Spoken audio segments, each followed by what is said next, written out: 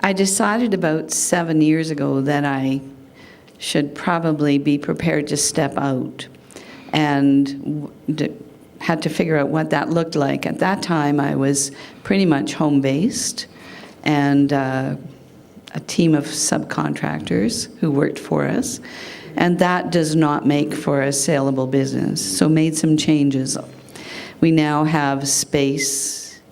We have still a team of fabulous subcontractors, and today, 2 individuals who used to be my employees are now my partners. And one is sitting here in the audience, Michelle. It is definitely the most exciting time for me. I had invited someone else in way back when, who then decided having young children and a marriage that wasn't quite as stable as she thought it might be, and an entrepreneurial business may not be the right mix. And that was a great decision for her, and she's now our client, which is great. The second time, I actually sold it to someone without doing a lot of due diligence, and found out how important it is to have shared values, and bought it back. That was an expensive journey. Thank you, and we'll come back to some of the details of that a little later. Paul, tell us your succession story. Well, as Karen said, I didn't start out planning for my company to continue after I was tired of working. But several years ago, I realized that the work we do is very important, and there wasn't a lot of people out there at the time. There's a lot more now, but then there wasn't.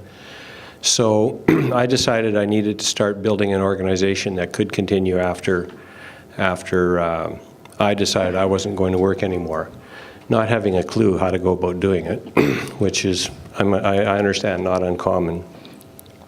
So through several false starts, I finally got a fellow who came to work for me about 10 years ago, who was very capable, very hardworking, and keen to continue his career. And about 2 years ago, handed over control of the company to him. Biggest challenge was handing over control and letting him actually do what he was supposed to do. I'm still learning. It's a work in progress. Okay, thank you. And Codie, what's your succession story from the other end?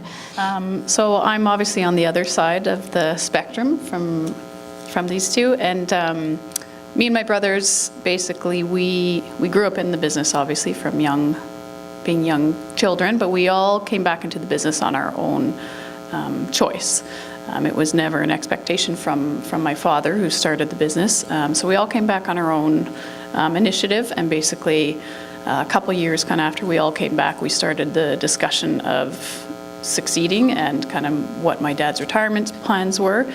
So in 2005, basically, we started kind of buying him out, and it's been a process since then.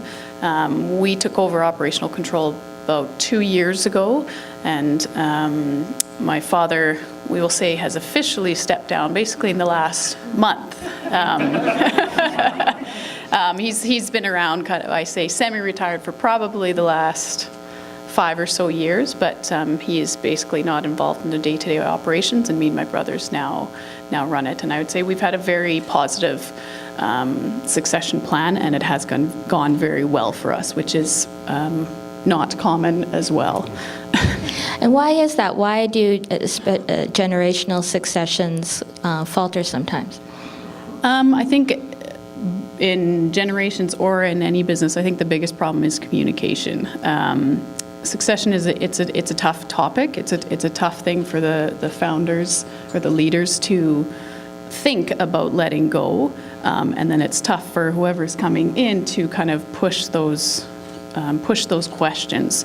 I think I like to think we were a bit forward thinking. We started having kind of meetings and family meetings about those issues quite early on. Basically, when I came into the business, it was something that I had actually taken in at university, and I kind of pushed for those meetings, and that kind of started that discussion. It didn't happen overnight, but it at least kind of started it opened up the topic. So over time, my dad, who was the one that kind of had to choose when to let go, he was able to, I guess, warm up to the idea and then start thinking about timelines. Right.